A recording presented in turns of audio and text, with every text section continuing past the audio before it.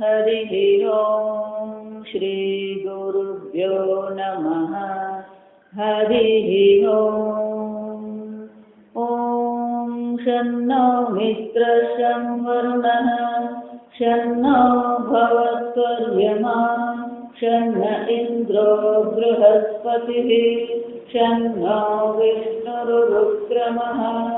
नमो ब्रह्मणे नमस्ते वायो त्वमेव प्रत्यक्षं ब्रह्मासि त्वमेव प्रत्यक्षं ब्रह्म वदिष्यामि ऋतं वदिष्यामि सत्यं वदिष्यामि तन्मामवतु तद्वक्तारमवतु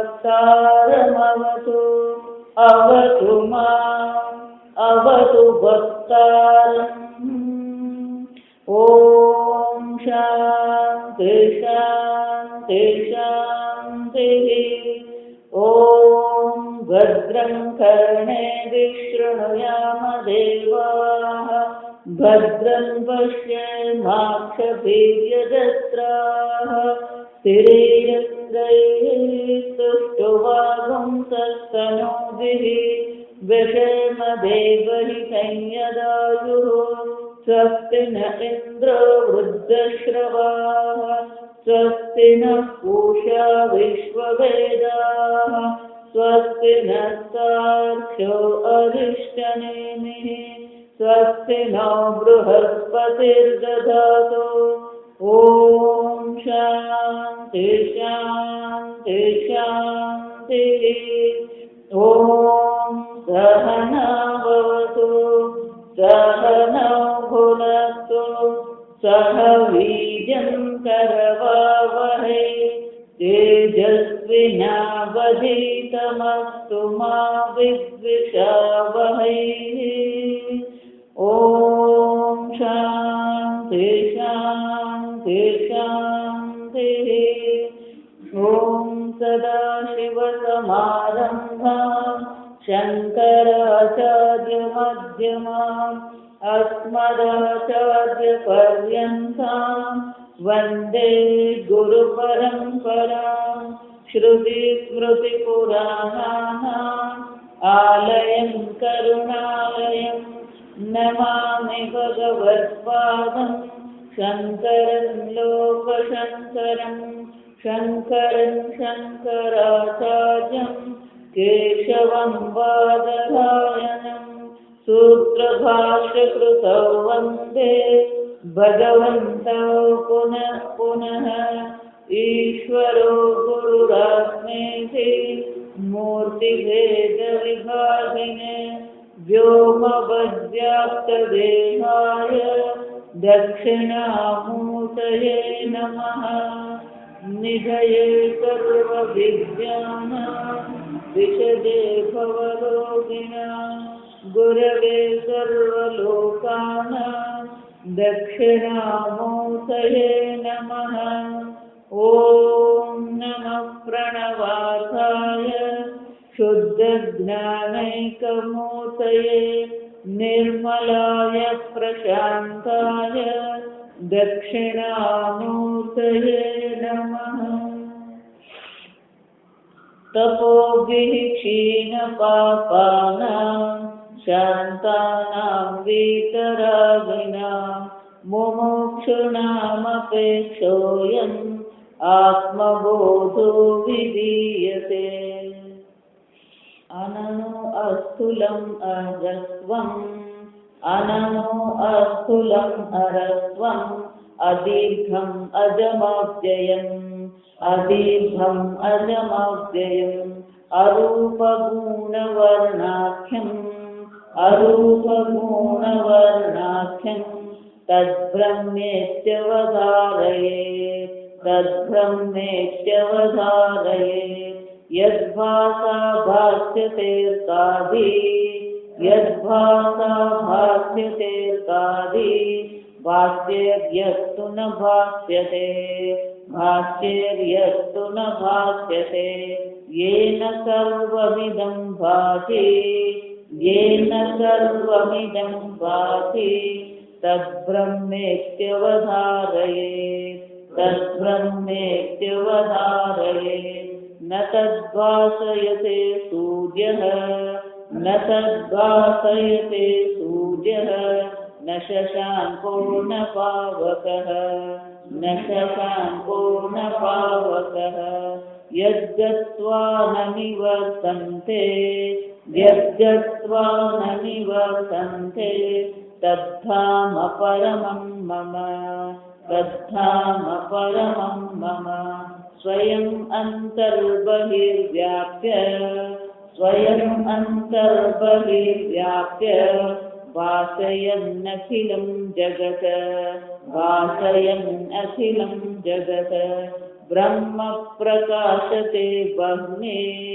ब्रह्म प्रकाशते ब्रह्मे प्रतप्ताय स पिण्डवत् प्रतप्ताय स पिण्डवत् जगद्विलक्षणं ब्रह्म जगद्विलक्षणं ब्रह्म ब्रह्मणोऽन्यन्न किञ्चन ब्रह्मणोऽन्यन्न किञ्चन ब्रह्मान्यदस्ति चेन्मिथ्या ब्रह्मान्यदस्ति चेन्मिथ्या यथा मरुमरीचिका यथा मरीमरीचिका શાસ્ત્રમાં બે પ્રકારથી ચર્ચા. આત્માનું સ્વરૂપ બ્રહ્મ છે, તદ્બ્રહ્મ ઇતિ અવધારય. પરંતુ હું બ્રહ્મ છું જ્યારે કહેવામાં આવે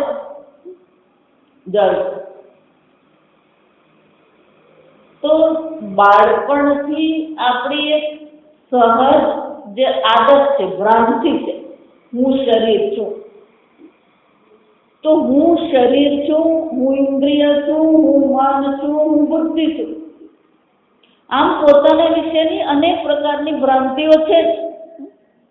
આ ભ્રાંતિઓની સાથે પછી આપણે કહેવામાં આવે તું બ્રહ્મ છે. તો આ બધી ભ્રાંતિઓમાં એક ઉમેરો થાય, હું બ્રહ્મ છું. અને એટલા માટે બે પ્રકારથી છે, હું શું છું અને હું શું નથી. આ બંને ચર્ચા શાસ્ત્રીય કરવી પડે. એટલા માટે જયારે આપણે એમ કહીએ કે રજ્જુ પર સર્પનો અધ્યાય ભ્રાંતિ કહેવાય. જો હંમેશા શાસ્ત્રમાં દ્રષ્ટાંત જે આપવામાં આવે ને બહુ સરળ હોય, પણ જ્યારે એ દ્રષ્ટાંતને આપણે પોતાના પર જોવાનો પ્રયત્ન કરીએ ત્યારે એટલું સરળ હોતું નથી. પેલી સર્પની ભ્રાંતિ છે એમ કીધું, પણ જ્યાં રજ્જુનું જ્ઞાન થયું તો સર્પની ભ્રાંતિ શું થવાની? નિવૃત્ત થઈ જાય. એવું નથી કે ધીરે ધીરે સર્પ જવાનો છે. રજ્જુનું જ્ઞાન અને સર્પની નિવૃત્તિ. એ જ રીતે શાસ્ત્ર શ્રવણ કરીએ, હું પૂર્ણ બ્રહ્મ છું જાણ્યું, પણ ભ્રાંતિ ગઈ આપણી. સમજો. એટલા માટે વેદાંત જે ચર્ચા કરે એ દ્રષ્ટાંત ભલે આપે, માટી અને ઘોડાનું દ્રષ્ટાંત આપણને આપવામાં આવે, પણ પ્રશ્ન એ છે કે જ્યારે તમે ઘડો જુઓ છો ત્યારે તમે માટી જોઈ જ રહ્યા છો. ઘડો પણ દ્રશ્ય છે, માટી પણ શું છે? દ્રશ્ય છે. કોઈ પણ પ્રકારનો ઘડો જુઓ તો એની સાથે એના દ્રવ્યનું પણ દર્શન થાય જ છે. તરંગ જુઓ છો, સાથે પાણી દેખાય જ છે. એટલે દ્રષ્ટાંત ધારો કે પણ આપવામાં આવે, મૃત્તિકે સેવ સત્યમ સદબ્રહ્મ, એ બ્રહ્મ જગત, આ જગતનું ઉપાદાન કારણ બ્રહ્મ છે કહેવામાં આવે. કેવી રીતે? તો કે જેવી રીતે માટી સત્ય છે, ઘડા છે, નામ વિકાર જે છે, નામ છે, નામ માત્ર છે. પણ ત્યાં તો માટી અને ઘડો બંને દેખાય છે. જો આ જ્ઞાન થઈ ગયું હોય તો જ્યારે આ જગત દેખાય છે ત્યારે બ્રહ્મ દેખાવું જોઈએ. એટલા માટે દ્રષ્ટાંત આપણે બોલીએ ખરા, અને સાંભળીને બધા દ્રષ્ટાંતે આપણા મગજમાં શું થાય? દેશી ભાષામાં કહે ને ખોવાઈ ગયા, એટલે ઘડો માટી. પણ જ્યારે ઘડાના દર્શન થાય છે ત્યારે પેલી માટી દેખાય છે. એમ આ જગતના દર્શન થયા ત્યારે બ્રહ્મ દર્શન થાય છે. જ્યાં સમજો એટલું જ નહીં, માટી શક્ય છે એ સમજદારી કેળવ્યા પછી, પણ વ્યવહાર તો ઘડા સાથે જ કરવાનો. પાણી ઘડામાં ગળાય. દીવો કરવો હોય તો ક્યાં માટીમાં દીવો કરવાનો? કોળિયાની જરૂર પડે. આમ જે વ્યવહાર છે એ તો નામ રૂપમાં છે.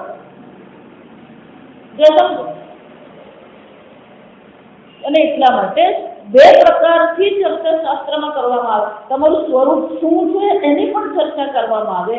અને જે પ્રકારની ભ્રાંતિઓ છે, આ અનંત ભ્રાંતિ છે, જો આ સમજો. એટલા માટે ગીતામાં ભગવાન બહુ સુંદર છે. વ્યવસાયાત્મિકા બુદ્ધિ, વ્યવસાયાત્મિકા એટલે કે નિશ્ચયાત્મિકા બુદ્ધિ. નિશ્ચય થવો જોઈએ. પણ પહેલો નિશ્ચય એ થવો જોઈએ કે બ્રહ્મ જ્ઞાનથી જ મોક્ષ છે. બ્રહ્મ જ્ઞાન વિના મોક્ષ શક્ય નથી. જો અહીંયા પણ જોઈ ગયા, વાકસ્ય વહ્નિવદ જ્ઞાન વિના મોક્ષ ન સિદ્ધ્યતે. અહીં પ્રારંભમાં શંકરાચાર્ય કહી દીધું કે જેવી રીતે ભોજન બનાવવું હોય તો અગ્નિ મુખ્ય કારણ છે. બીજી બધી વસ્તુની જરૂર છે, તપેલીની જરૂર છે, પાણીની જરૂર છે, શાકભાજીની જરૂર છે, પણ જ્યાં સુધી એ સર્વને અગ્નિનો સ્પર્શ થતો નથી ત્યાં સુધી ભોજન તૈયાર થતું નથી. એ જ રીતે જ્ઞાન વિના મોક્ષ નથી એ કલ્લું મનમાં શું થવું જોઈએ? નિશ્ચય થવો જોઈએ. અને જો એ નિશ્ચય ન થયો તો ભગવાન શું કહે? અનંત શાખાહી અવ્યવસાયી નામ. જો આ નિશ્ચય નહીં થયો તો પછી આપણી બુદ્ધિ શું કરવાની? એક અને બે રહેશે જ નહીં. જો એટલે એને પૂજ્ય સ્વામીજી એ રીતે કે એ ભી ઠીક છે વો ભી ઠીક છે. એટલે આનાથી થાય આનાથી થાય. મોક્ષ માટે અનેક માર્ગ છે. બહુ વર્ષો પહેલા વેદાંત સાંભળવાનું શરૂ કર્યું ત્યારે હું જ્યાં રહેતી હતી ને ત્યાં એક માતાજી આવ્યા. એટલે ગીતા પર પ્રવચન એટલે આપણે નવા નવા હોય ને આપણને એમ થાય ચાલો સાંભળવા જઈએ. એટલે મેં પ્રવચન શરૂ કર્યું. એવા બધા સુરતવાળા સ્વામીજી ને એ ભણાવવા આવતા હતા. એટલે એમની પાસે વર્ગો કરીએ ખરા, તો પછી બીજું કોઈ મહાત્મા આવે આપણને એમ થાય ચાલો એમને શ્રવણ કરવા જઈએ. પછી વાતો કરી, પછી કે ભગવાનને પ્રાપ્ત કરવાના અનેક માર્ગ છે. આ ગીતાના જેટલા 18 અધ્યાય છે એ બધા એક એક માર્ગ છે. કર્મયોગ પણ માર્ગ છે, સંન્યાસ પણ માર્ગ છે, જ્ઞાન કર્મ સંન્યાસ પણ માર્ગ છે, ધ્યાન યોગથી પણ ભગવાન પ્રાપ્ત થાય, જ્ઞાન વિજ્ઞાનથી પણ ભગવાન પ્રાપ્ત થાય. ભગવાને શું કર્યું છે ગીતામાં? આ જુદા જુદા ભગવાનને પ્રાપ્ત કરવા માટેના માર્ગ દર્શાવ્યા. આવું છે.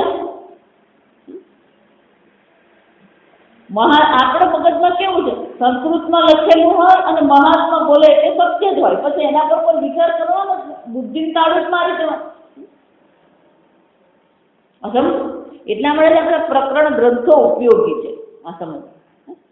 આ પ્રકરણ ગ્રંથો શંકરાચાર્ય શા માટે લખે? ખબર જ છે. શંકરાચાર્યજી એમને ગીતાના ભાષ્યમાં પણ લખે જ છે. પોતે ભાષ્ય શા માટે લખ્યું? તો કે છે પદ પદાર્થ વાક્ય વાક્યાર્થ. અનેક લોકોએ આ ગીતાના પદ અને પદાર્થ પર, વાક્ય અને વાક્યાર્થ પર અનેક લોકોએ ટીકા લખી છે. પણ આ બધી ટીકા કેવી છે? પરસ્પર વિરુદ્ધ છે. આ બધી ટીકાઓ કેવી છે? આ અર્થ બધા કેવા છે? એકબીજાના વિરોધી છે. જો એ વિરોધી છે તો પછી સાચું કયું વિચારવું પડે.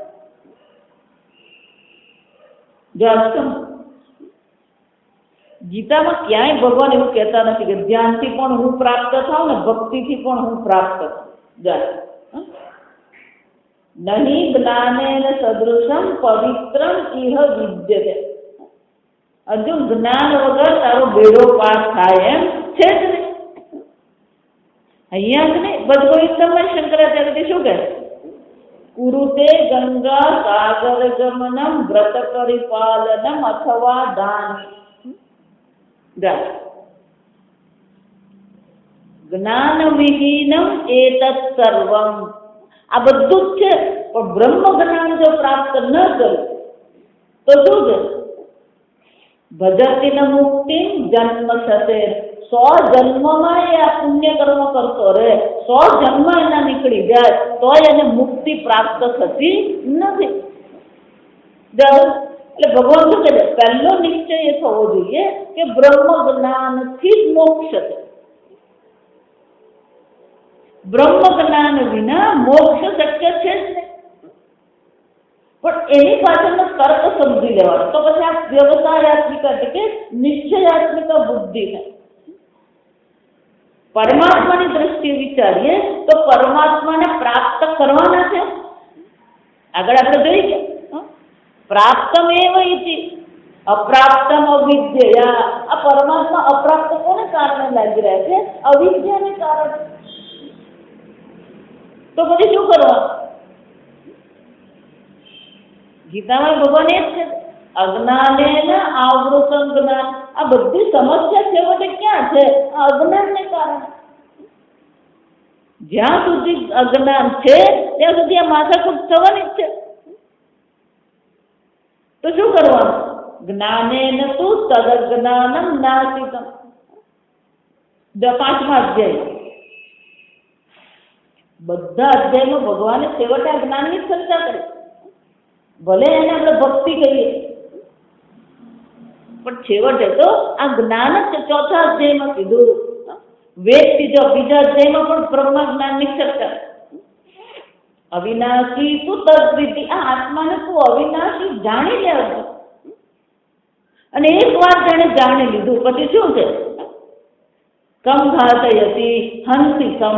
કોણ કોનો નાશ કરશે? 5મા અધ્યાયમાં. 6થા અધ્યાયમાં એક જ્ઞાનની ચર્ચા કરે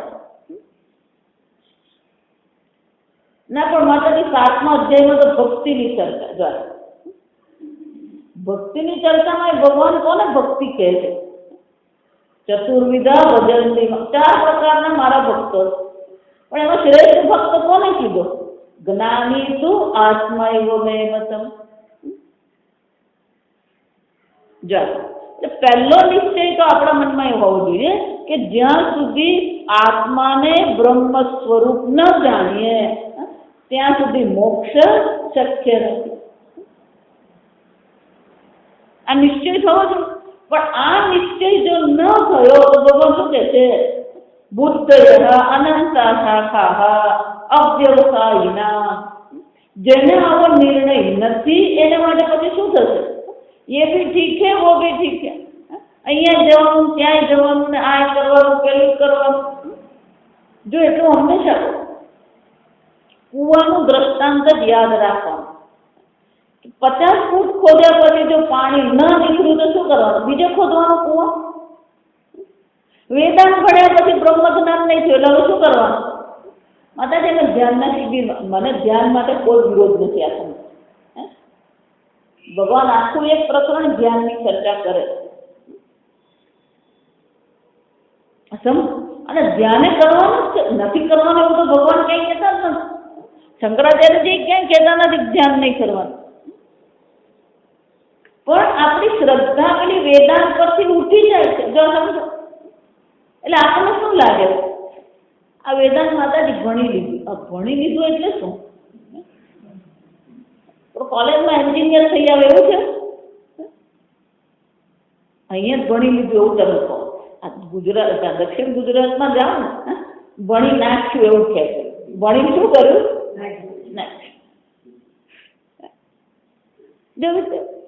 પૂજ્ય સ્વામીજી 50 વર્ષથી ભણાવે મને કે બધી જાતના નમૂના અને અનુભવ મને થઈ ગયા. જાતના લોકો પેલો વેદાંત ભણે, સમજો વેદાંત ભણે પણ કંઈ થતું નથી. શું થવાનું? મને શું થશે? મને એવું માનો છો તમારું શરીર દિવ્ય થઈ જશે? એવું છે તમે જુવાન થઈ જશો? જો સમજો આગળ આપણે ચર્ચા કરી એક બનવાની પ્રક્રિયાની આદત પડી ગઈ છે આપણે. એમ અહીંયા અત્યારે વેદાંત પણ આપણા માટે શું થઈ ગયું? કંઈક બનવાનું છે. હું વેદાંતી જો આ બીજું હું વેદાંતી પણ અધ્યારો છું. ભ્રાંતિ થઈ તો સમજો તો ભ્રાંતિની નિવૃત્તિ થાય છે કે ભ્રાંતિનો ઉમેરો થાય છે? આ સમજો કોઈ પણ વસ્તુ હું તો ભગવાનનો ભક્ત પણ શું થઈ ગયું? ઉમેરો જો સમજો જન્મથી આ અનેક પ્રકારની ભ્રાંતિ ઉમેરાતી જ જાય છે. જન્મથી અનેક ભ્રાંતિ લઈને આવ્યા છે. વેદાંતમાં આવ્યા પછી ભ્રાંતિ ઉમેરાતી જ હોય. આ સમજો બાદ બાકી તો એક થતી જ નથી. અને એટલા બધું શાસ્ત્ર શું કરે છે? નેતિ જે નથી તમે એનું પણ શાસ્ત્રે શું કરવું પડે? શું છે એનું પણ નિરૂપણ કરવું પડે. જે નથી એનું પણ ભગવાને શું કરવું પડે? શાસ્ત્રે શું કરવું પડે? નિરૂપણ કરવું પડે. સમજ પણ જે છે એના કરતા જે નથી એ વધારે છે એટલે એનું નિરૂપણ શું થતું રહે? કયા કયા પ્રકારની ભ્રાંતિઓ આપણા જીવનમાં હોઈ શકે એ બધી ભ્રાંતિઓની નિવૃત્તિ કરવા માટે શાસ્ત્ર અનેક પ્રક્રિયા લે. જો માંડવ્ય ઉપનિષદ જોઈએ તો ત્યાં અવસ્થાત્રય પ્રક્રિયા એની પણ આપણે પોતાનું શું થયું? હું જાગ્યો, હું સૂઈ ગયો, મેં સ્વપ્ન જોયું. જો આ દૈનિક જીવન છે આપણું. રાત્રે સૂઈ ગયા હોઈએ, સવારે જાગીએ. માતાજીને એવું સાંભળ્યું છે કે સવારના પોરમાં જે સ્વપ્ન આવે ને એ સાચું થાય. પણ તારું સ્વપ્ન નહીં જાગ્રત સાચું છે કે નહીં એ જ પ્રશ્ન છે. સમજો એટલે આપણી બુદ્ધિ ફરી ફરીને પાછી ક્યાં જાય છે? એ જ નામ રૂપમાં, એ જ ભ્રાંતિમાં. જરૂર છે જાગ્રત ને સત્ય કહીએ છે અને પછી ત્યાં બધું શું કરવાનો પ્રયત્ન કર્યો? એને શું કહેવાય? સત્ય બુદ્ધિની નિવૃત્તિ થતી નથી. જગતની નિવૃત્તિ નથી કરવાની. જગતમાં જે સત્ય બુદ્ધિ છે એ સત્ય બુદ્ધિ જતી જ નથી. નરસિંહ મહેતાએ શું કહ્યું? જાગીને જોવું તો જગત દિશે નહીં, ઊંઘમાં અટપટા ભોગમાં. એ ભજન ગાવું તો આપણને બહુ મજા પડે પણ અર્થ એનો શું થાય? આગળ પરમ દિવસે કીધું અર્થનું સ્ફુરણ થયું. મૃત્યુ કે સત્યમ માટી સત્ય છે. એ જ રીતે એ બ્રહ્મ જ સત્ય છે. સદૈવ સત્યમ ઇતિ.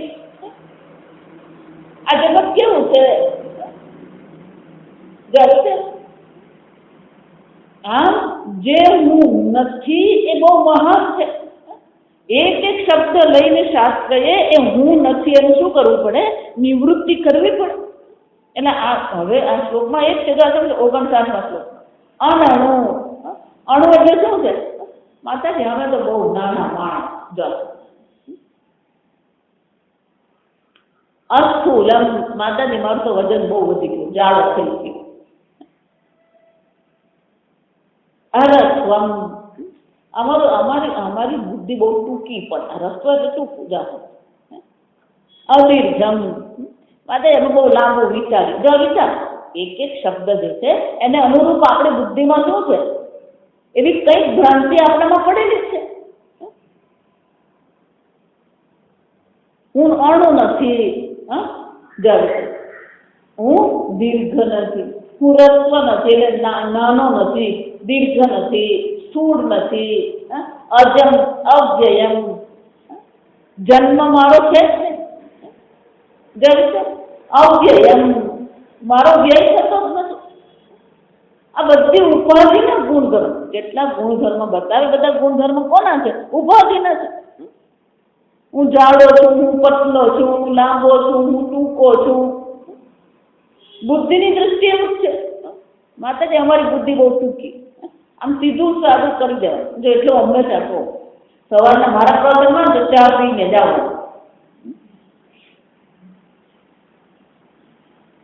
અમેરિકામાં જાઓ ત્યાં પછી આપણે આ બધી ચર્ચા કરીએ તો એ લોકોને અઘરી લાગે.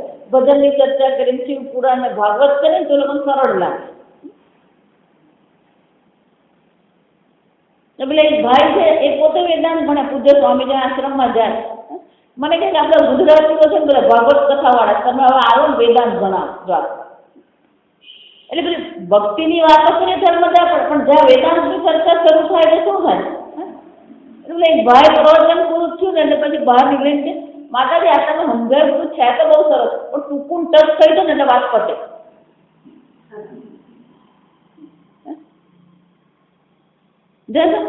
એનો અર્થ શું છે?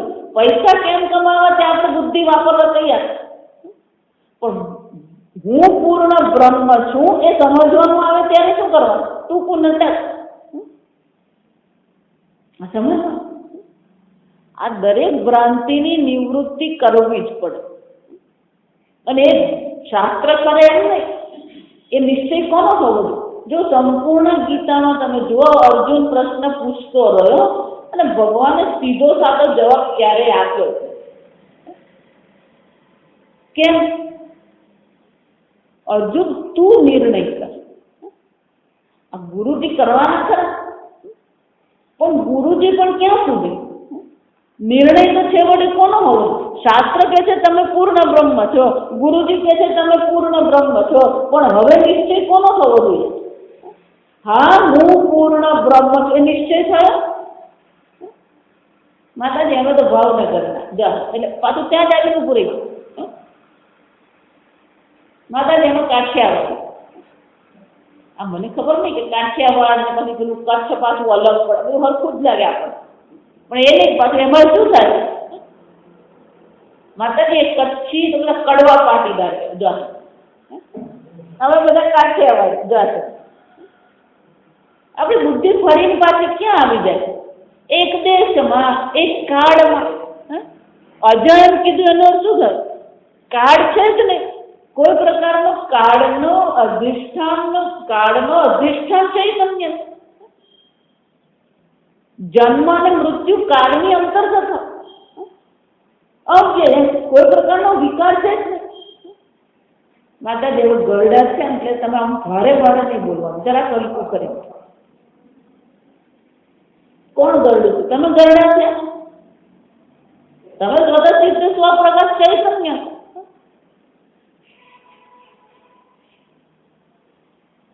એક સાધક ભાઈ સાધુ જીવન અપનાવી લીધું. દાંત દુખતો કઈ કામ, દાંત દુખે, એ દાંત દુખ્યો એટલે ડોક્ટર પાસે ગયા. પેલું જવા તૈયાર નહીં પેલા, ના એ તો બધું શરીરનું છે અને કઈ કરવાની જરૂર નથી. આ બીજી જાતની ભ્રાંતિ પાસે, એટલે પેલું ડોક્ટર પાસે જવાય તૈયાર નહીં. પણ ગુરુજી પ્રેક્ટિકલ જા તમે, એટલે ગુરુજી એને ધક્કો મારી મોકલ્યો. એટલે ડોક્ટરે કીધું દાંતમાં સડો થઈ ગયો છે, 5 દિવસ દવા લેજો અને કોગળા કરજો એટલે શું થાય? સારું થઈ જાય. એને પેલો ગોળી લઈ આવ્યો, દવા લઈ આવ્યો, કોગળા કરવાનું લઈ આવ્યો. પછી બીજા દિવસે ગુરુજીએ પૂછ્યું શું થયું? પેલી દવા ચાલુ કરી? ના સ્વામી, એ તો સારું થઈ જશે. સારું થઈ જશે?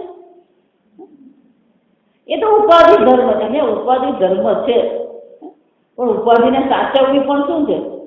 ધર્મ જ છે આપણો. શરીરમાં ખલુ ધર્મ સાધન. તમે દવા નહીં લેશો એટલે બ્રહ્મ જ્ઞાન થઈ ગયું, અને દવા લેશો એટલે શું થઈ ગયું? ઉપાધિ બુદ્ધિ થઈ ગઈ. જરૂર છે ના? એ તો બહુ મોટા મહાત્મા કેમ 25 વર્ષથી એમણે ધનનો સ્પર્શ જ કર્યો નથી એટલે મોટા થઈ ગયા. ધન લક્ષ્મી છે, જાણે લક્ષ્મીના સ્પર્શથી કોઈનો વૈરાગ્ય ઉડી ગયો. પણ આપણી બુદ્ધિમાં શું થાય છે? જો એટલે હું હંમેશા ક્યારેય કોઈ મહાત્માના જીવન ચરિત્ર નહીં વાંચવાના, હું બહુ સ્પષ્ટ રીતે કહું છું. લોકો એવું માને છે કે જીવન ચરિત્ર વાંચીએ તો આપણને પ્રેરણા મળે. એ બાબતમાં કોઈ ના નથી. તો પ્રશ્ન એ છે કે જેટલી પણ એમાં ચર્ચા જે છે એ ઉપાધિની ચર્ચા છે કે તત્વની ચર્ચા છે? તો જીવન ચરિત્ર વાંચીને તમારી ઉપાધિ બુદ્ધિ દ્રઢ થશે કે તત્વ બુદ્ધિ દ્રઢ થશે? સમજે છે? એટલે એમની ઉપાધિની ચર્ચા થવાની, એમના દિનચર્યાની ચર્ચાથી આપણને પ્રેરણા મળે કે આવું દિનચર્યા આપણે કરીએ. પણ છેવટે જે ચર્ચા તમે વાંચી એ જીવન ચરિત્રમાં ચર્ચા કોની હતી? ઉપાધિની ચર્ચા. અત્યારે સમજ.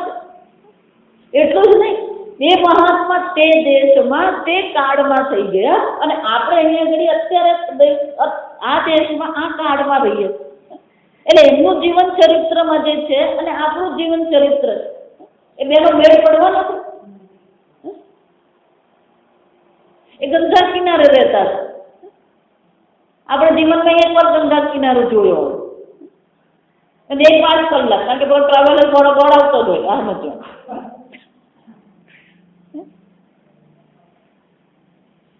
ગંગા કિનારે જીવન જીવવું એક અલગ વસ્તુ છે. પણ એનો અર્થ એવો થોડો ગંગા કિનારે રહેતો બ્રહ્મ જ્ઞાન થાય. અર્જુનને જો યુદ્ધ ભૂમિમાં ભગવાન જ્ઞાન કરાવી શકતા હોય તો એ ભગવાન શું પુરવાર કરે? તમે જ્યાં છો, જે દેશમાં છો, જે કાળમાં છો, જે પરિસ્થિતિમાં છો, તમને બ્રહ્મ જ્ઞાન થઈ શકે. જો આ સમજ. અને એમ માનતા નહીં કે આ કપડાં પહેરી લીધા એટલે બધા બ્રહ્મ જ્ઞાન થઈ ગયું, અને આ કપડાં પહેરે તો જ બ્રહ્મ જ્ઞાન થયું નથી. આ તમારે ત્યાં ગંગા પતિ અને પાનબાઈની ચર્ચા. ઘર છોડીને ગયા આ સમજ. અને એ બધી ચર્ચા તત્વોની જ છે. તમે પાનબાઈ અને ગંગા સતીના ભજનો સાંભળો તો એમાં પણ શાની ચર્ચા છે? તત્વની ચર્ચા, ઉપાધિની ચર્ચા નથી. જો આ સમજ. એટલે હું જીવન ચરિત્રની ના પણ કોઈ પણ વ્યક્તિઓ ક્યારે કોઈ પણ મહાત્માનું જીવન ચરિત્ર વાંચવો, ઉપાધિ બુદ્ધિ કાઢવી હોય, અનણુ, અરસ્વ, અસ્થૂલમ, અદીર્ઘમ, આ ઉપાધિ બુદ્ધિની નિવૃત્તિ કરવી હોય તો મહાત્માના જીવન ચરિત્ર બંધ કરવા પડે. આ સમજજો. કારણ કે તમારી બુદ્ધિ ફરી ફરીને પાછી શાનું ચિંતન કરવાનું? ઉપાધિને જ ચિંતન કર. અને શાસ્ત્ર કહે છે કે તું ઉપાધિ છે જ. ન જાયતે મ્રિયતે વા કદાચિત. તેને ભગવાન શું કહે છે? તું સ્થૂળ શરીર નથી. આ જેટલા પણ ષડ વિકાર છે સ્થૂળ શરીર નથી. નાયમ હંતી ન હન્યતે. આ હનન ક્રિયા કરનાર તું નથી. તારા પર કોઈ હનન ક્રિયા થતી નથી. સૂક્ષ્મ શરીર તું નથી. કર્તૃત્વ ભોક્તૃત્વ ક્યાં છે? સૂક્ષ્મ શરીરમાં. મન બુદ્ધિમાં છે. જો સમજો. યોગાસન પણ કરીએ, સારી વસ્તુ છે, પણ યોગાસનમાં પણ જો ચિંતન વિચાર. ધારો કે તમે યોગાસન કરો, શરીરના સ્વાસ્થ્ય માટે યોગાસન સારા છે, પણ પેલો હવાર પડે યોગાસન કરતો હોય તો તમારી શરીર બુદ્ધિ દ્રઢ થશે કે નિવૃત્ત થશે? હાથ આમ ઊંચો કરવાનો, હાથ આમ નીચો કરવાનો, પગ આમ ખેંચવાનો, તો એનો તમે ચિંતન કોનું કર્યું? ઉપાધિનું ચિંતન કર્યું તમે. સમજ. આપણા શરીરના સ્વાસ્થ્યને અનુરૂપ 5 કે 6 આપણે યોગાસન શીખી લઈએ અને પછી રોજ કરીએ અડધો કલાક. પછી હવાર પડે પેલું તાજ શરૂ થાય. પ્રાણાયામ તમે કરો, સારી વસ્તુ છે, નક્કી કરી લો તમારા શરીરને અનુરૂપ. આ બધા પ્રાણાયામ બતાવ્યા નો જો નથી કે આપણે બધા પ્રાણાયામ કરવાના. દવા કઈ લેવાના તમે? જો વિચાર, માફક નહીં, તમારો રોગ હોય એ પ્રકાર, માફક પછી જોવાનું. તમે ડોક્ટરને, તમે દવાની દુકાનમાં જઈને ભાઈ દવા આપતો, પેલો પહેલું શું પૂછે? શું થયું છે? તાવ આવ્યો તો તાવની દવા લેવાની, ડાયાબિટીસ હોય તો ડાયાબિટીસની દવા લેવાની, પગ દુખતા હોય તો પગની દવા લેવાની. જો વિચાર, તો પ્રાણાયામ તો અનેક પ્રકારના, યોગાસન અનેક પ્રકારના, પણ તમારું શરીર, તમારું મન, તમારા પ્રાણ, આ પ્રકૃતિ કહેવાય. તમારી પ્રકૃતિને અનુરૂપ તમારે શું કરવાનું? એક પકડી લેવું. જો ચિન્મયાનંદજી, જો સાંભળો, ચિન્મયાનંદજી જ્યારે સાધક અવસ્થામાં હતા, ઉત્તરકાશી મહારાજ, એમને ગુરુજી તપોવન મહારાજ પાસે શાસ્ત્ર ભણતા હતા. તો કોક મહાત્માએ, ત્યાં ઠંડી ખૂબ પડે, એમનું શરીર દક્ષિણનું હતું, દક્ષિણમાં બહુ ઠંડી જેવું મળે નહીં, આ સમજો. એટલે ત્યાં ઉત્તરકાશીમાં તો ઋષિકેશથી વધારે ઠંડી હોય, ત્યાંથી ઉપર, એટલે પેલું શરીરમાં ઠંડી ખૂબ લાગે. અને આવા કઈ પાકા મકાન ત્યારે હતા નહીં ત્યાં. અને તપોવન મહારાજ પોતે એક ઝૂંપડી બનાવીને રહેતા હતા. અને એ કોઈ દિવસ એમણે આશ્રમ બનાવેલો. જેમણે ભણવું હોય એમણે પોતાની કુર્તી આજુબાજુ ક્યાંક બનાવી લેવાની, અને કૈલાસ આશ્રમમાં કાલી કમલીવાળાના આ પેલા ભંડારા ચાલતા હોય ત્યાં જઈને શું કરવાનું? પોતાનું ભોજન કરી લેવાનું. એટલે પેલી ઠંડી લાગે. એટલે કોઈક મહાત્મા ત્યાં છે, એમને કીધું, મહાત્માએ કીધું કે પ્રાણાયામ તમે કરો, થોડીક ઠંડી સામેની તમારી શક્તિ વધે. એટલે એમને પેલો પ્રાણાયામ શરૂ કરે. અને પ્રાણાયામને લીધે પેલી શરીરમાં શક્તિ આવે, ઉષ્મા આવે. એટલે એમને શું બહુ સરસ છે, એટલે લાગી પડે. પછી ધીરે ધીરે જેમ 1 મહિનો 2 મહિના પેલા પ્રાણાયામ કરતા રહે, પણ શરીરમાં જેમ ઉષ્ણતા વધે ને એમ પેલો જઠરાગ્નિ પણ શું થાય? પ્રદીપ્ત થવા માંડે. એટલે પછી રોજ રોજ એમનું ભોજનનું માત્રા પણ શું થતી ગઈ? અને એટલું બધું ખાય પણ શરીરમાં ક્યાંય દેખાય જા.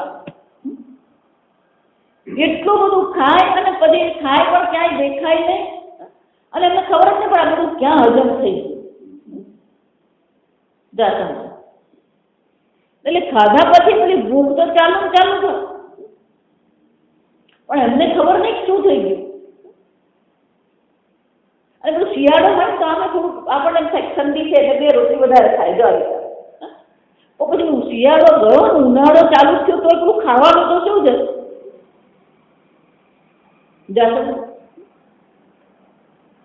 પછી પેલા મહાત્મા પાછા મળ્યા હશે ને ત્યાં વળી પાછી વાત થઈ કે મહારાજ આ તો બધું થયું, પણ આ ખાવાનું મારું વધી ગયું. પછી એમને સમજાવ્યું કે આ પ્રાણાયામને લીધે તારો જઠરાગ્નિ શું થઈ ગયો? પ્રદીપ્ત થઈ ગયો. કે મહારાજ હવે ઉલટું બતાવો. આ એવું જ આ પેલા બોમ્બેના પેલા કમિશનર હતા ને ખેરના,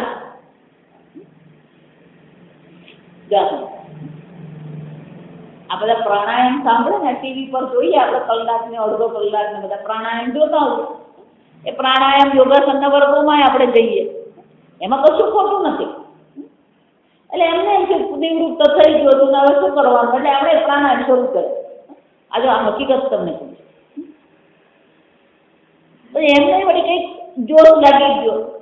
બધા પ્રાણાયામ કરવા વાળા સ્પષ્ટ કહે છે કે 10 મિનિટથી વધારે પ્રાણાયામ કરવાનો નહીં. પણ એક વાર પેલો પ્રાણાયામ કરવાનું શરૂ કરે પેલો અડધો કલાક સુધી આપણે શું કર્યું?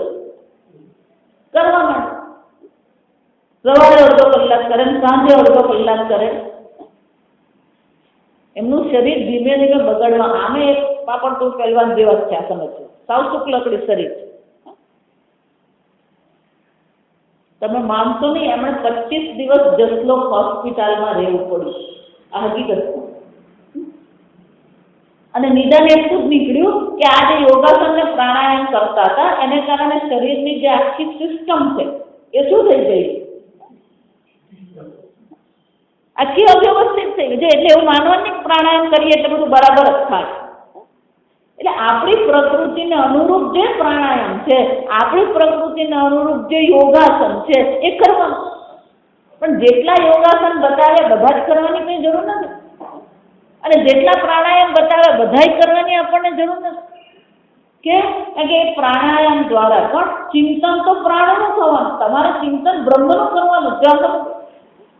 આપણે પ્રાણનું ચિંતન નથી કરવું, પણ પ્રાણાયામ કરીએ એટલે પછી ચિંતન કોનું થવાનું? પ્રાણનું ચિંતન થવાનું. જો એટલા માટે હું પ્રાણ ઈક્ષણ કરાવું છું. કેમ? કે પ્રાણ ઈક્ષણથી તમે એના કોણ છો? દ્રષ્ટા. પ્રાણ ઈક્ષણ કરીએ એટલે શું થાય? હું પ્રાણ નથી, હું પ્રાણનો કોણ છે? દ્રષ્ટા છે. ત્યાંથી પછી બુદ્ધિ હટવી જોઈએ. અન્નમય કોષમાં જેમ શરીરમાં અહમ બુદ્ધિ છે, હું ચેતન પિંડનો દ્રષ્ટા છું એમ ધ્યાનમાં લઈએ તો અન્નમય કોષથી તમે કોણ થઈ ગયા? અલગ થઈ ગયા. હું પ્રાણનો દ્રષ્ટા છું એમ કહીએ એટલે પ્રાણથી તમે કોણ થઈ ગયા? અલગ થઈ ગયા. આ પેલી અલગા અન્ય બુદ્ધિ થવી જોઈએ. સમજો? એટલા માટે એને શું કહે છે? અણુ. આ બધા કોના ગુણધર્મ છે? અણુ કહીએ, સ્થૂળ કહીએ, પાતળો છે, જાડો છે, લાંબો છે, ટૂંકો છે, આ શરીરના ગુણધર્મ. પણ આ કોઈ તમે છો જ નહીં. એટલું જ નહીં, બુદ્ધિ પણ ખરી.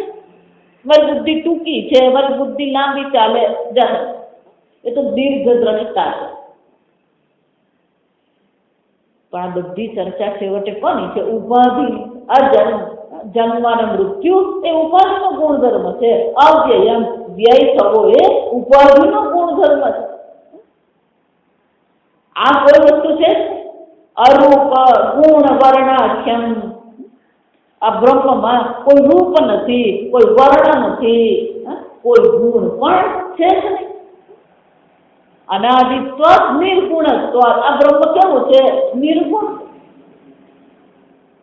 હા, આપણી બુદ્ધિ આ બધેથી નેતિ નેતિ કહેવાય. તદ્બ્રહ્મેત્યવધારયે. તો પછી હું કોણ છું? હું બ્રહ્મ છું એવો નિર્ણય આપણે કરીએ. એટલું જ નહીં, આપણને એવું લાગી રહ્યું છે કે આ બધું જગતને કારણે હું છું. એટલે આપણને શ્લોકમાં શું કહે? તમે એ ચૈતન્ય છો, સ્વત સિદ્ધ સ્વપ્રકાશ ચૈતન્ય છો. યદ્ભાસા ભાસ્યતે અર્કાદિ. આ સૂર્યનો પ્રકાશ પણ કોને કારણે છે? આ અર્કાદિનો પણ જે પ્રકાશ છે એ કોને કારણે છે? તમે ચૈતન્યને કારણે. આપણે એવું લાગે છે નાના માતાજી સૂર્યના કારણે અમે છીએ, અને કાર્ય કારણ બુદ્ધિ કહેવાય. અથવા તો સ્વતંત્રતા. બીજાને કારણે પોતાનું અસ્તિત્વ છે એ નહીં રહે તો પછી હું નહીં રહે. આજે આ પતિ પત્નીમાં આવું જ થતું. આ ભારત દેશની એક વિશેષતા કે પેલા ભેગા રહેવાની એક આદત પડી જાય એટલે 20 વર્ષ, 25 વર્ષ, 40 વર્ષ શું થાય? તો સાથે રહે. એટલે 40 વર્ષ સાથે રહે એટલે પેલી આદત પડી ગઈ હોય. પછી જ્યારે બેમાંથી એક જતું રહે ત્યારે શું થાય? માતાજી બહુ ખાલી પણ લાગે જતું. અને પરતંત્રતા કહેવાય. આને શું કહેવાય? પરતંત્રતા. પણ આપણને એ પરતંત્ર માતાજી અમને ફાવી ગયું. આ ફાવી ગયું એટલે તો દુઃખનું કારણ. માતાજી એના આપણી શા મને ભાવ કે બહુની ભાવતી નથી, શું કરવાનું? દુઃખી થા.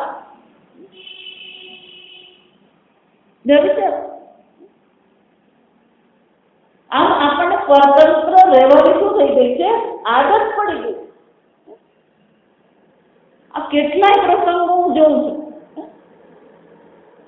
એક ભાઈ છે ને, પત્ની ગુજરી ગયા 5 વર્ષે, હજી એ પત્નીને યાદ કરીને રડે. હમણાં મને એમ કહે છે માતાજી ફાઇલ મળતી નથી જાતમાં કે એ હોત ને તમને 1 મિનિટમાં મને ફાઇલ આ શોધી દીધી. પણ તને ભગવાને આંખને હાથ આપેલા, તું હોત ને.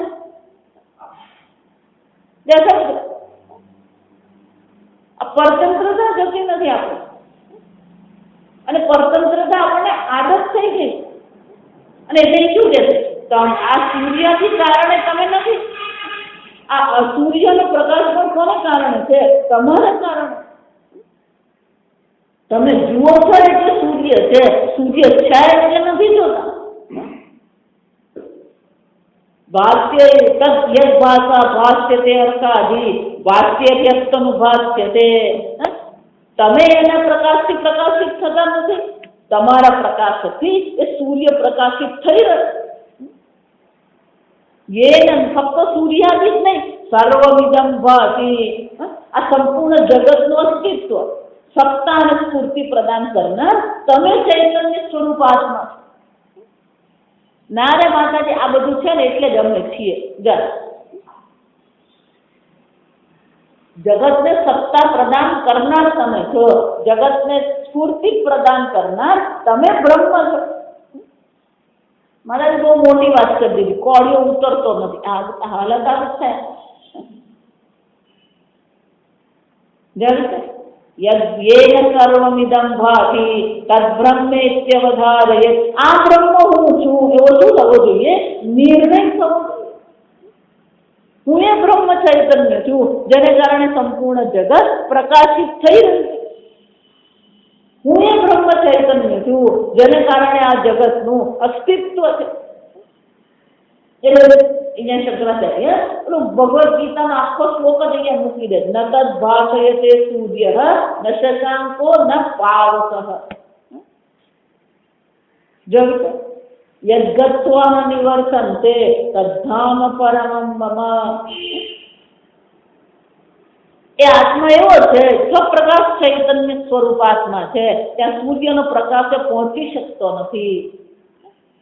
ન તદ ભાષયતે સૂર્ય. જો આ શ્લોક છે ને, આપણે આવી રીતે સીધો એનો અર્થ, આ સીધો અર્થ એનો નથી. આ સમજ ત્યાં સૂર્યનો પ્રકાશ પ્રકાશિત થતો નથી, આવો એનો અર્થ થાય. એનો અર્થ શું થયો? સૂર્ય એ ચક્ષુ દેવતા. ચક્ષુર દેવતા કોણ છે? સૂર્ય. એનો અર્થ શું થયો? આંખથી એ બ્રહ્મના દર્શન થઈ શકે નહીં. આંખ ત્યાં પહોંચી શકે. આંખ એટલે કે જ્ઞાનેન્દ્રિય, ઉપલક્ષણ કહેવાય. ન શશાંક. ચંદ્ર કોના દેવતા? મનના દેવતા. મન પણ ત્યાં પહોંચી શકે છે જ નહીં. અગ્નિ શશાંક પાવક. પાવક એટલે અગ્નિ કોના દેવતા છે? વાણીના દેવતા. આ તત્વબોધ યાદ રાખવા. મહિનામાં એક વાર તત્વબોધ વાંચી જ જવાનું. એનો શું થાય? એ વાણીનો વિષય નથી, એ ચક્ષુરે જ્ઞાનેન્દ્રિયોનો વિષય નથી, એ મનનો વિષય નથી. પણ જેને કારણે વાણી બોલી રહી છે એ બ્રહ્મ છે.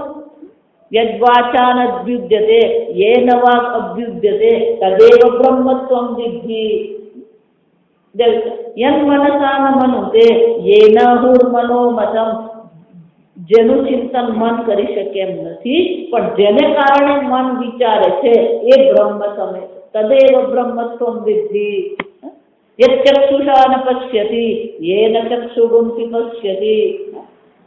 આંખ જેના દર્શન કરી શકે એમ નથી, પણ જેને કારણે આંખ દર્શન ક્રિયા કરે છે તદેવ બ્રહ્મત્વં વિદ્ધિ. એ બ્રહ્મ છે.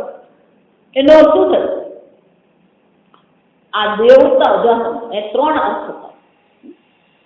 દેવતાઓની દ્રષ્ટિએ વિચારીએ તો સૂર્ય દેવતા, ચંદ્ર દેવતા, અગ્નિ દેવતા પણ એ બ્રહ્મને શું છે? પ્રકાશિત કરી શકે એમ નથી, જાણી શકે એમ નથી. ગઈકાલે આવ્યું કે આ દેવલોકમાં રહેતા દેવતાઓ માટે પણ દૂરદર્શન, આ પરમાત્માના દર્શન કરવા દુર્લભ છે. દેવતાઓમાં ભોગની પ્રધાનતા છે, અને જ્યાં ભોગની પ્રધાનતા હોય ત્યાં તત્વચિંતન શક્ય. એટલે કે છે આ દેવતાઓ પણ એને શું કરી શકે? જાણી શકે એમ છે જ નહીં. એટલું જ નહીં, પ્રકાશની દ્રષ્ટિએ વિચારીએ તો દિવસના સર્વ વસ્તુ કોનાથી પ્રકાશિત થાય છે? સૂર્યથી પ્રકાશિત થાય. જ્યારે સૂર્ય નથી ત્યારે રાત્રે બધા કોને કારણે પ્રકાશિત થાય? ચંદ્રમાને કારણે. પણ ચંદ્ર ક્ષય અને વૃદ્ધિ વાળો છે. જ્યારે ક્ષય અવસ્થા હોય, અમાવાસ્ય હોય, ત્યારે કોનાથી બધી વસ્તુ પ્રકાશિત થાય? પાવક અગ્નિથી થઈ શકે. પણ ખરેખર આ જગતને પ્રકાશિત કરનાર આ ત્રણ છે કે નહીં? તસ્ય ભાષા યેન સર્વમિદં ભાતિ. આ આત્મ પ્રકાશને કારણે, આ આત્મ ચૈતન્યને કારણે સંપૂર્ણ જગત શું થઈ રહ્યું છે? પ્રકાશિત થઈ રહ્યું.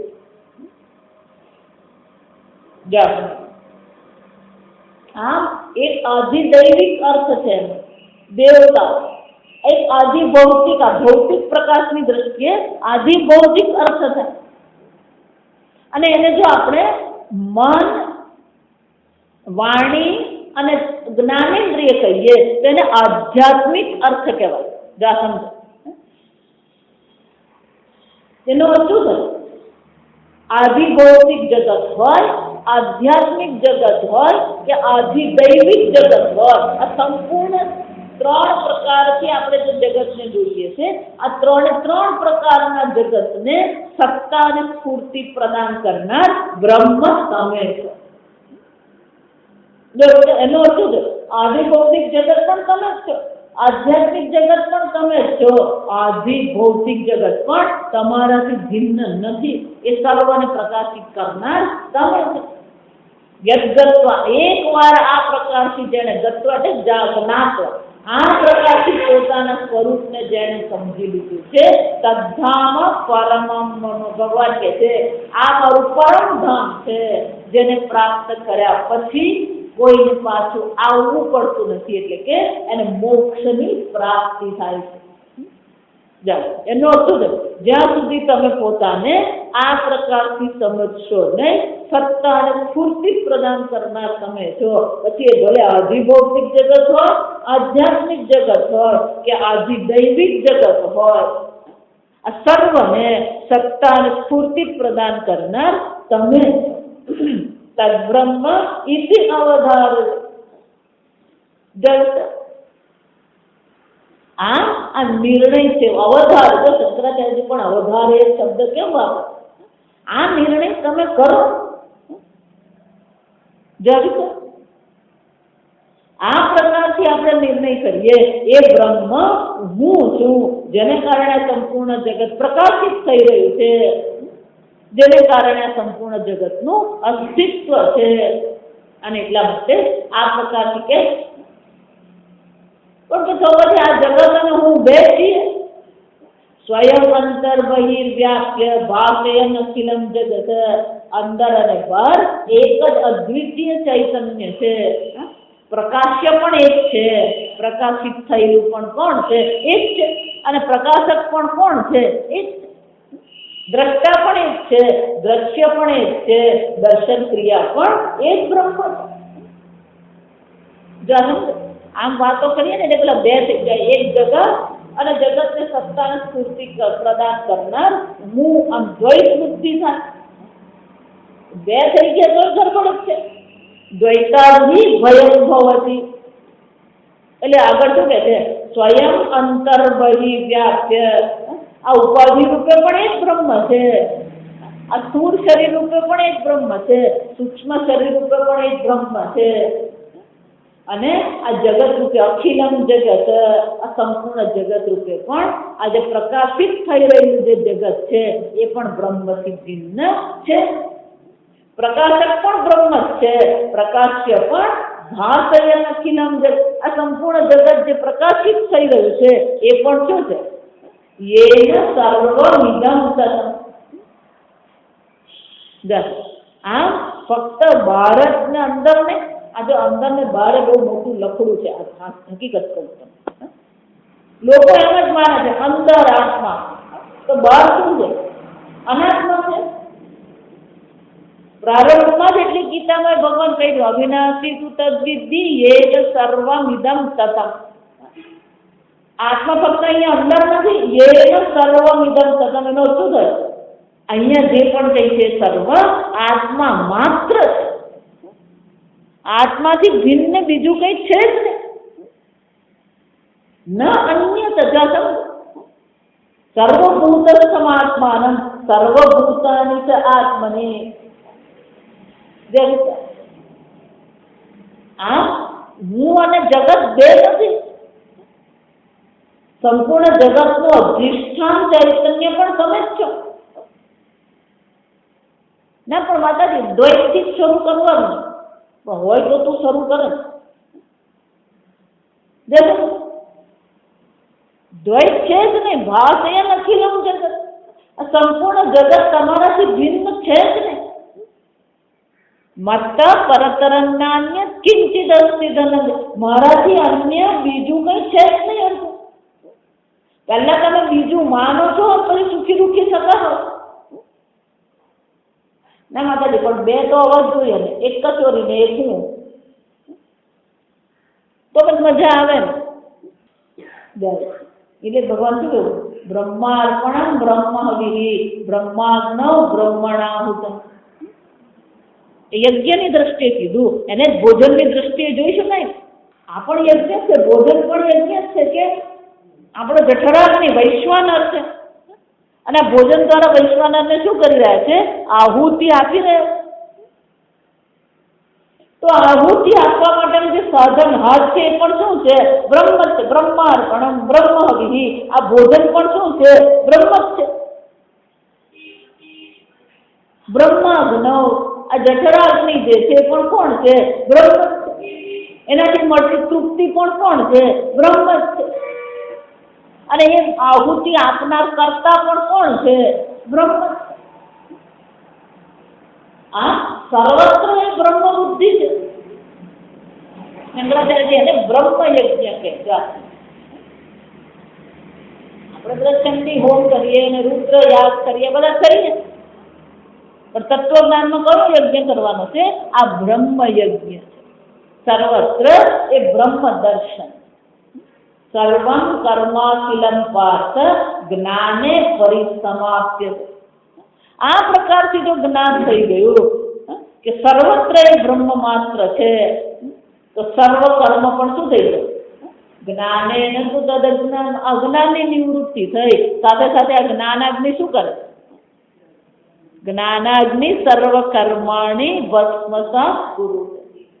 સર્વ કર્માખિલમ પાર્થ, સર્વ કર્મમાં ત્યાં શું કહે છે? અંતર. અને એક વાર જો કર્મ આપણા ખાતામાં ન રહ્યા તો પછી જન્મ મૃત્યુનો કોઈ પ્રશ્ન રહેતો જ નથી. આમ જીવન મુક્તિ પણ છે અને વિદેહ મુક્તિ પણ છે. પણ ક્યારે? આ પ્રકારથી બ્રહ્મ બુદ્ધિ કરી હોય, બ્રહ્મ યજ્ઞ આપણે કરીએ, આ દ્રષ્ટિ કેળવીએ, તો પછી એ બ્રહ્મ જ્ઞાન પછી જીવન મુક્તિ અને વિદેહ મુક્તિ બંને શક્ય છે. આગળ આપણે આવતીકાલ. ઓમ અસતો મા સદ્ગમય તમસો મા જ્યોતિર્ગમય મૃત્યોર્મા અમૃતંગમય. ઓમ પૂર્ણમદ પૂર્ણમિદં પૂર્ણાત પૂર્ણમુદચ્યતે પૂર્ણસ્ય પૂર્ણમાદાય પૂર્ણમેવાવશિષ્યતે. ઓમ શાંતિ શાંતિ શાંતિ. હરિ ઓમ. શ્રી ગુરુભ્યો નમઃ. હરિ ઓમ.